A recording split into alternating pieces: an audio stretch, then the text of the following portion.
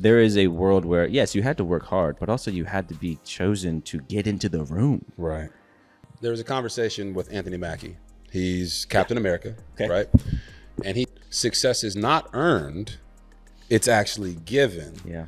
Knowing your own experience with getting on All-American, how do you feel? Do you feel that success is given in the sense that he's talking about, or do you still believe it's earned? Low key, yeah.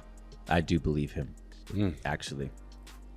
Especially in this business. Everything's subjective, right? Everything is, like, allow me to, like, when I was getting cast, I did my studio test, did my network test.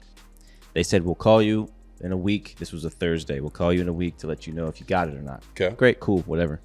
Thursday morning, I get a call from my manager. They want to extend your extension. So basically another week. And I was like, okay, cool. Another night of sleepless nights.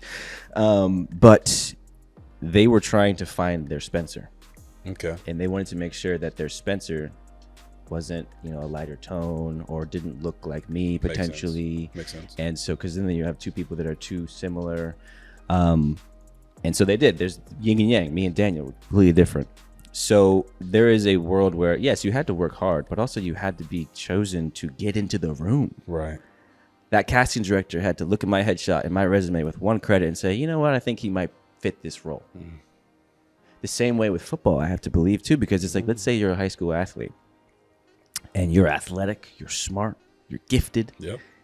But there's a guy ahead of you that's a senior or maybe even a junior, right, or maybe even your same grade, but has more of a connection to the coach. Right.